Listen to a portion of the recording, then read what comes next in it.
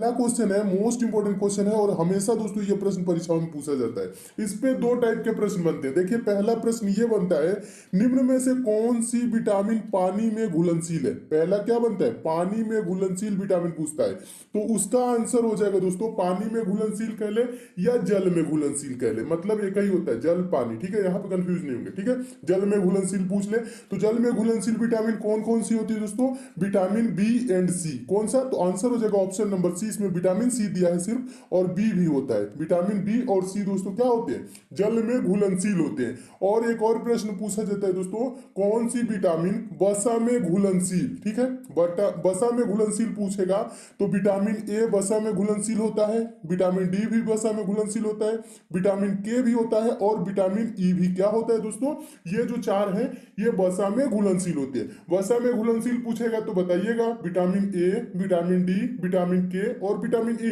ये क्या होते हैं दोस्तों, ये वसा में घुलनशील। और पानी में घुलनशील पूछ ले या जल में घुलनशील पूछ ले तो विटामिन बी और सी ये होते हैं जल में घुलनशील। तो दोनों प्रश्नों को दोस्तों आप जरूर याद रखिएगा, हमेशा ये परीक्षाओं में पूछे जाते हैं। नेक्स्ट क्वेश्चन देखिएगा, दूसरा प्रश्न है। दूसरा प्रश्न भी काफी इंपॉर्टेंट है, हमेशा ये भी पूछा जाता है। प्रश्न है टाइफाइड, टाइफाइड होने पर कौन सा अंग प्रभावित होता है। तो दोस्तों टाइफाइड होने पर आंत प्रभावित होता है। कौन प्रभावित होता है, आंत। ऑप्शन नंबर बी सही हो जाएगा। नेक्स्ट क्वेश्चन देखिए, मोस्ट इंपोर्टेंट, बहुत बार परीक्षा में पूछा जा चुका है और हमेशा पूछा जाता है। मानव में गुणसूत्रों यानी क्रोमोसोम्स की संख्या कितनी होती है। क्रोमोसोम्स की संख्या कितनी होती है, 46 होती है। तो कौन सा आंसर सही हो जाएगा, ऑप्शन नंबर सी सही हो जाएगा। देखिएगा यहाँ पे समझने वाली बात क्या है, 46 होती है लेकिन ये क्या लिखा है, 23 जोड़े। 23 जोड़े का मतलब क्या हो गया दोस्तों, 46 हो गया। अगर जो सिर्फ संख्याएं दी रहती तो 46 टिक करते। ठीक है, लेकिन जोड़े का मतलब, जोड़ा में दो होता है, एक जोड़े का मतलब दो, दो जोड़े का मतलब चार, 46 यानी कि क्या हो गया, 23 जोड़े का मतलब क्या दोस्तों, 46। ठीक है, क्रोमोसोम्स की टोटल संख्या कितना होता है, तो 46 होता है। और जोड़ा में पूछे तो दोस्तों आंसर दीजिएगा 23 जोड़े। ठीक है, 23 जोड़े का मतलब हो गया 46। ठीक है, तो यहाँ पे आप कंफ्यूज नहीं होंगे। इस टाइप से थोड़े से कंफ्यूज होकर प्रश्न आप गलत कर देते हैं, लेकिन गलत नहीं करिएगा। ठीक है, मानव में गुणसूत्रों यानी क्रोमोसोम्स की संख्या कितनी होती है, तो 23 जोड़े होती है, संख्याएं पूछे तो 46 होती है। तो इसे दोस्तों आप जरूर याद रखेंगे। नेक्स्ट क्वेश्चन देखिएगा, चौथा प्रश्न भी इंपॉर्टेंट है। प्रश्न है, हमारे संविधान के किस भाग में राज्य के नीति निदेशक तत्व हैं। हमारे संविधान के किस भाग में राज्य के नीति निदेशक तत्व हैं। तो इसका दोस्तों आंसर हो जाएगा ऑप्शन नंबर बी, भाग 4। भाग 4 में क्या है दोस्तों, राज्य के नीति निदेशक तत्व। और पूछा जाता है दोस्तों मूल अधिकार किस भाग में है, तो उसे भी याद रखेंगे दोस्तों। भाग 3 में क्या है दोस्तों, मूल अधिकार। और भाग 2, भाग 2 क्या है दोस्तों, नागरिकता। नागरिकता का उल्लेख किसमें है दोस्तों, भाग 2। और भाग 1 में क्या है दोस्तों, संघ और उसका राज्य क्षेत्र। ठीक है, तो इन चारों ऑप्शनों को याद रखेंगे। एक बार और समझा देता हूं, भाग 4 क्या है, राज्य के नीति निदेशक तत्व। और भाग 3 आपका क्या है दोस्तों, मूल अधिकार। और भाग 2 क्या है दोस्तों, भाग 2 है नागरिकता। और भाग 1 क्या है दोस्तों, यह है संघ और उसका राज्य क्षेत्र। तो इसे भी याद रखेंगे दोस्तों, इसमें आपके 4 प्रश्न बन सकते हैं और चारों प्रश्नों को दोस्तों आप जरूर याद रखिएगा। नेक्स्ट क्वेश्चन देखिएगा, पांचवा प्रश्न है। पांचवा प्रश्न भी इंपॉर्टेंट है।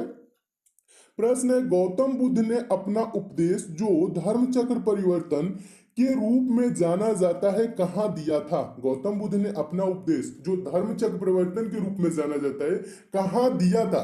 तो इसका दोस्तों आंसर हो जाएगा ऑप्शन नंबर बी सही हो जाएगा, सारनाथ में। ठीक है, सारनाथ में अपना पहला उपदेश दिया था जो धर्म चक्र परिवर्तन के रूप में जाना जाता है। तो इसे भी याद रखेंगे। नेक्स्ट क्वेश्चन देखिएगा, छठा प्रश्न है। छठा प्रश्न भी इंपॉर्टेंट है दोस्तों, सारे प्रश्न ये सब परीक्षाओं में पूछे गए और हमेशा पूछे जाते हैं, इसलिए सभी प्रश्नों को दोस्तों याद करते हुए चलिए। ठीक है, छठा प्रश्न क्या कह रहा है, सिंधु घाटी सभ्यता की खोज किसने की थी। तो सिंधु घाटी की सभ्यता दोस्तों ऑप्शन नंबर सी सही हो जाएगा, दयाराम साहनी ने की थी। 1921 में हड़प्पा की खुदाई कराकर उस पर सिंधु घाटी पे क्या किया, प्रकाश डाला। ठीक है, कब हड़प्पा की खुदाई कराई थी दयाराम साहनी ने, तो 1921 में, डेट भी याद रखेंगे। नेक्स्ट क्वेश्चन देखिएगा, सातवां प्रश्न। सातवां प्रश्न भी महत्वपूर्ण प्रश्न है। खजुराहो मंदिर का निर्माण किसने करवाया था। तो इसका आंसर क्या हो जाएगा, ऑप्शन नंबर डी, चंदेल वंश ने खजुराहो मंदिर का निर्माण कराया था। तो ऑप्शन नंबर कौन सा हो जाएगा, डी सही हो जाएगा। इसे भी याद रखेंगे। अगला प्रश्न देखिए, आठवां प्रश्न। आठवां प्रश्न भी इंपॉर्टेंट है। ठीक है, देखिए प्रश्न क्या कह रहा है, भारत और पाकिस्तान दो स्वतंत्र राज्य बनाए गए। भारत और पाकिस्तान दो स्वतंत्र राज्य बनाए गए।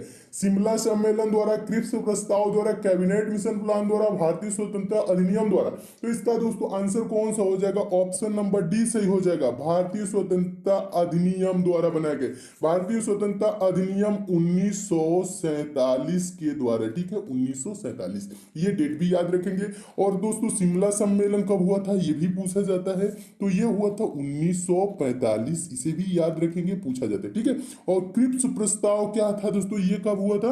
तो क्रिप्स प्रस्ताव 1942, ठीक है, 1942, इसका भी डेट याद रखेंगे। Cabinet mission plan, cabinet mission योजना, ये भी पूछा जाता है दोस्तों। तो कैबिनेट मिशन बहुत बार पूछा जा चुका है, कैबिनेट मिशन योजना, ठीक है, यानी कैबिनेट मिशन प्लान, तो 1946 इसका हो जाएगा डेट, ठीक है। सभी डेटों को दोस्तों आप जरूर याद रखिएगा, हमेशा ये दोस्तों परीक्षाओं में पूछे जाते हैं, तो सारे डेट को आप नोट कर लीजिएगा और याद रखिएगा। नेक्स्ट क्वेश्चन देखिए, नौवां प्रश्न। नौवां प्रश्न भी काफी इंपॉर्टेंट प्रश्न है। देखिए प्रश्न है नौवां, भारतीय रेल राष्ट्रीय एकेडमी, भारतीय रेल राष्ट्रीय academy, national academy of Indian railways कहाँ स्थित है? तो इसका आंसर क्या हो जाएगा दोस्तों? चारों ऑप्शन को पढ़ेंगे तो ऑप्शन नंबर इसका डी सही हो जाएगा, बड़ोदरा में, बड़ोदरा यानी गुजरात में, ठीक है। तो इसे भी याद रखेंगे, हमेशा दोस्तों पूछा जाता है, ये मोस्ट इंपोर्टेंट क्वेश्चन है, तो आप इसे जरूर याद रखेंगे। नेक्स्ट क्वेश्चन देखिएगा, 10वां प्रश्न। 10वां प्रश्न भी इंपॉर्टेंट है, हमेशा ये भी पूछा जाता है परीक्षाओं में। प्रश्न है, निम्न चार वेदों में से किसमें बुराइयों और बीमारियों के निवारण हेतु जादू टोना एवं मंत्र का उल्लेख मिलता है? किस वेद में मिलता है दोस्तों जादू टोना एवं मंत्र का उल्लेख? तो इसका आंसर क्या हो जाएगा? ऑप्शन नंबर डी सही हो जाएगा, अथर्ववेद में मिलता है जादू टोना और मंत्र का उल्लेख, ठीक है। अथर्ववेद याद रखेंगे, ये भी प्रश्न दोस्तों मोस्ट इंपोर्टेंट है, क्योंकि ये भी प्रश्न हमेशा परीक्षाओं में पूछा जाता है। नेक्स्ट क्वेश्चन देखिए, 11वां प्रश्न। 11वां प्रश्न भी काफी इंपॉर्टेंट है। प्रश्न है दोस्तों, उत्तर बिहार का प्राचीन नाम था, उत्तर बिहार का प्राचीन नाम था। तो आंसर हो जाएगा ऑप्शन नंबर ए, उत्तर बिहार का प्राचीन नाम वज्जी था। क्या था दोस्तों? वज्जी था। और वज्जी की राजधानी दोस्तों क्या थी? वैशाली, ठीक है। वज्जी की राजधानी भी पूछा जाता है, उत्तर भारत का प्राचीन नाम क्या था? वज्जी, और वज्जी की राजधानी वैशाली, याद रखेंगे, ये भी पूछा जाता है। नेक्स्ट क्वेश्चन देखिए, 12वां प्रश्न। 12वां प्रश्न भी इंपॉर्टेंट है। भारत के राष्ट्रीय चिन्ह में शब्द सत्यमेव जयते कहां से लिए गए हैं?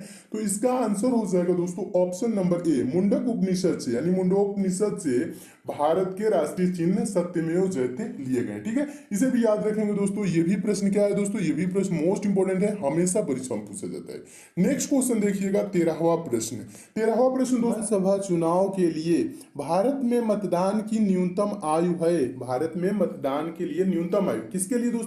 संसदीय यानी लोकसभा और विधानसभा, ठीक है, इसके लिए पूछ रहा है। तो कितनी न्यूनतम आयु है, कितने वर्ष के हो जाएंगे? तो हम संसदीय यानी लोकसभा में भी और विधानसभा दोनों में चुनाव होगा तो उसमें हम वोट दे सकते हैं, यानी मतदान कर सकते हैं। तो दोस्तों दोनों के लिए क्या है दोस्तों? 18 वर्ष है, ठीक है। तो इसका आंसर क्या हो जाएगा? ऑप्शन नंबर सी सही हो जाएगा।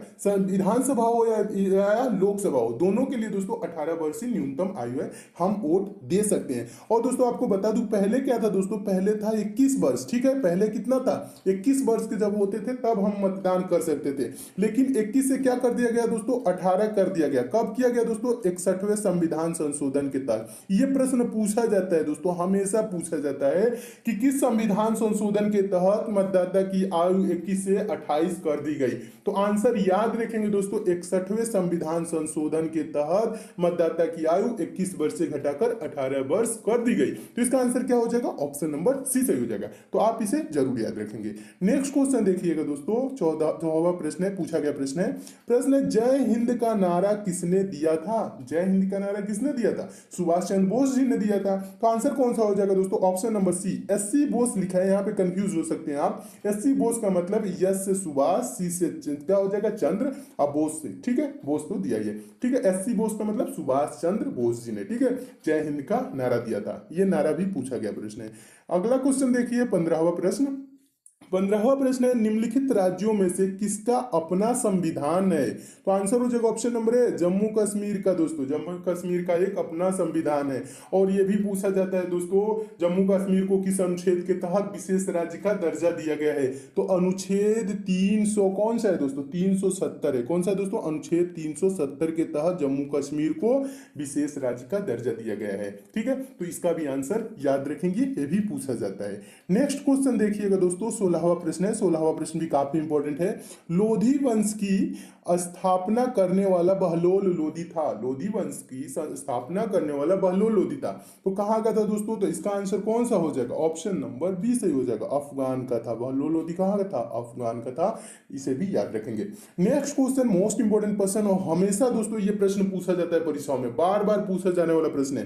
राज्यसभा के लिए 1/3 सदस्य रिटायर होते हैं, तो इसका आंसर हो जाएगा प्रत्येक दूसरे वर्ष। प्रत्येक दूसरे वर्ष क्या होते हैं? राज्यसभा के 1/3 सदस्य रिटायर होते हैं। तो इसे भी दोस्तों याद रखेंगे, हमेशा पूछा जाने वाला प्रश्न है। नेक्स्ट क्वेश्चन देखिएगा, अगला प्रश्न क्या है दोस्तों? अगला 18वां प्रश्न है। प्रश्न है, उस्ताद अमजद अली खां का नाम निम्न में से किस संगीत वाद्य यंत्र के साथ जुड़ा हुआ है? ठीक है, उस्ताद अमजद अली का खान, ठीक है, उस्ताद अमजद अली खान का नाम पूछ रहे हैं ना, तो इसका दोस्तों आंसर हो जाएगा 18 का ऑप्शन नंबर सी सही हो जाएगा, सरोद। ये क्या थे दोस्तों? सरोद वादक थे। और दोस्तों इससे रिलेटेड एक और प्रश्न पूछा जाता है दोस्तों, आपको बता दूं, हरिप्रसाद चौरसिया। हरिप्रसाद चौरसिया किस वाद्य यंत्र से जुड़े हुए हैं? ये इसका भी आंसर दोस्तों याद रखेंगे, बांसुरी। हरिप्रसाद चौरसिया क्या बजाते हैं? बांसुरी। ठीक है, हरिप्रसाद चौरसिया के नाम कभी भी दोस्तों आए तो बांसुरी याद रखेंगे, क्योंकि हरिप्रसाद चौरसिया और उस्ताद अमजद अली खान ये बार बार परीक्षाओं में प्रश्न पूछे जाते हैं, तो इसे दोस्तों दोनों प्रश्नों को याद रखेंगे। उस्ताद अमजद अली खान क्या है? सरोद वादक, और हरिप्रसाद चौरसिया बांसुरी वादक। ठीक है, दोनों को याद रखेंगे। नेक्स्ट क्वेश्चन देखिएगा दोस्तों, क्वेश्चन देखिए दोस्तों, 19वां प्रश्न है। 19वां प्रश्न हमेशा पूछा जाता है। पृथ्वी दिवस यानी कि अर्थ डे मनाया जाता है, किस तिथि को मनाया जाता है? आंसर हो जाएगा ऑप्शन नंबर सी, प्रत्येक वर्ष 22 अप्रैल को पृथ्वी दिवस मनाया जाता है। और दोस्तों 1 जनवरी को क्या मनाया जाता है? नागालैंड दिवस। पूछा जाता है नागालैंड दिवस कब मनाया जाता है? तो 1 जनवरी को नागालैंड दिवस मनाया जाता है। नेक्स्ट क्वेश्चन देखिए, 20वां प्रश्न भी इंपॉर्टेंट है। प्रश्न है, निम्न में से कौन सा उपकरण नमी को नापने के लिए प्रयोग किया जाता है? नमी मतलब आर्द्रता। आर्द्रता को मापने के लिए क्या किस यंत्र का प्रयोग किया जाता है? तो इसका आंसर क्या हो जाएगा? ऑप्शन नंबर डी सही हो जाएगा, हाइग्रोमीटर का प्रयोग किया जाता है आर्द्रता यानी कि नमी को मापने के लिए। तो इसका भी आंसर याद रखेंगे। और ये प्रश्न दोस्तों मोस्ट इंपोर्टेंट प्रश्न है, बार बार पूछा जाने वाला ये प्रश्न है, तो आप इसे जरूर याद रखेंगे। नेक्स्ट क्वेश्चन देखिएगा, अगला प्रश्न है 21वां प्रश्न, ये भी पूछा गया प्रश्न है। लोकसभा की प्रथम महिला स्पीकर है। लोकसभा की प्रथम महिला स्पीकर कौन है? तो आंसर हो जाएगा दोस्तों option number D, Meera Kumar. Meera Kumar क्या है दोस्तों? लोकसभा की प्रथम महिला स्पीकर। इनका नाम भी याद रखेंगे। नेक्स्ट क्वेश्चन देखिए, ये भी मोस्ट इंपोर्टेंट प्रश्न, हमेशा पूछा जाने वाला प्रश्न है। भारतीय संविधान के किस संशोधन द्वारा समाजवादी, धर्मनिरपेक्ष और अखंडता शब्दों को प्रस्तावना में जोड़ा गया? ठीक है, कौन कौन से शब्द? समाजवादी, धर्मनिरपेक्ष और अखंडता शब्दों को प्रस्तावना में जोड़ा गया।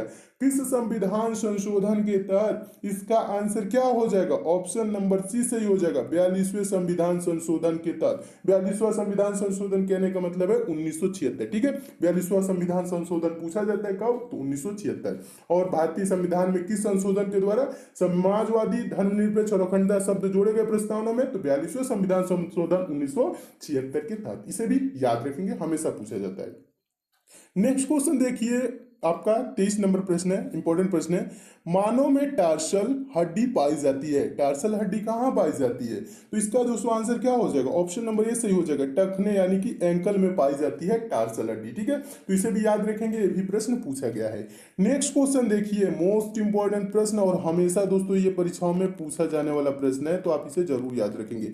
प्रश्न क्या कह रहा है? गिर नेशनल पार्क निम्न में से किस राज्य में स्थित है? तो इसका आंसर क्या हो जाएगा? ऑप्शन नंबर ए सही हो जाएगा, गिर नेशनल पार्क गुजरात में स्थित है। और यह दोस्तों शेर, सांभर, सुअर, तेंदुआ के लिए प्रसिद्ध है। किसके लिए प्रसिद्ध है? शेर, सांभर, सुअर और तेंदुआ के लिए प्रसिद्ध है। नेक्स्ट क्वेश्चन देखिएगा, अगला प्रश्न है 25वां प्रश्न। 25वां प्रश्न काफी इंपॉर्टेंट है, और यह भी प्रश्न क्या है दोस्तों? मोस्ट इंपॉर्टेंट है, क्योंकि यह भी प्रश्न बार बार परीक्षाओं में पूछा जाता है। देखिए प्रश्न है, संविधान सभा की अंतिम बैठक कब हुई थी? संविधान सभा की अंतिम बैठक कब हुई थी? आंसर हो जाएगा दोस्तों ऑप्शन नंबर ए, 24 जनवरी 1950 को संविधान सभा की अंतिम बैठक हुई थी। तो दोस्तों ये रहे आपके 25 मोस्ट इंपोर्टेंट क्वेश्चन जो हमेशा परीक्षाओं में पूछे जाते हैं। दोस्तों इसमें और भी क्वेश्चन है, उसको मैं नेक्स्ट पार्ट में करा दूंगा, ठीक है दोस्तों। और आप